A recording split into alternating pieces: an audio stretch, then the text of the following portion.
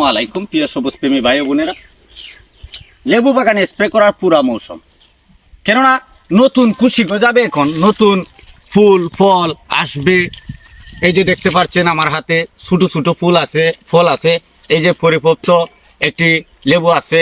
তো আমরা 12 মাসই সিডলেস লেবু, এর ভিতরে যদি আমরা সঠিকভাবে পরিচর্যা না করি তাহলে কিন্তু লেবু 12 মাস পাওয়া যাবে না।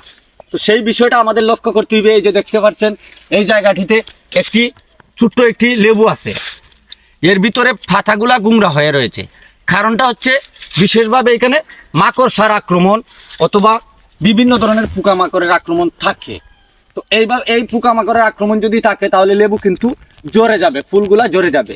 তো আমরা এখানে ওষুধ স্প্রে করতে হইব। কি ওষুধ স্প্রে করব? লেবুর জন্য বিশেষভাবে ডেসিস একটা অত্যন্ত গুরুত্বপূর্ণ একটা ওষুধ, ডেল্টামেথিন 2.5। এই গ্রুপের যে কোনো একটা ওষুধ আপনি স্প্রে করতে পারবেন। তো আমরা লেবু খেতে স্প্রে করার বিশেষভাবে কিভাবে স্প্রেটা করতে হইব, সুন্দর করে ভালোভাবে এই যে দেখতে পাচ্ছেন ভিজিয়ে পুরাপুরি গাছের পাতা এবং ডগা সম্পূর্ণ রূপে ভিজিয়ে স্প্রেটা করতে হবে।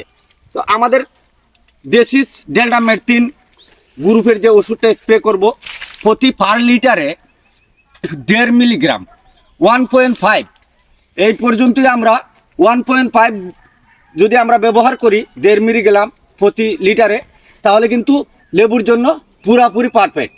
তো আপনারা অবশ্যই এই ভিডিওতে বুঝতে পারছেন ডেসিস ডেল্টামেথিন গ্রুপের ওষুধ আপনারা ব্যবহার করবেন।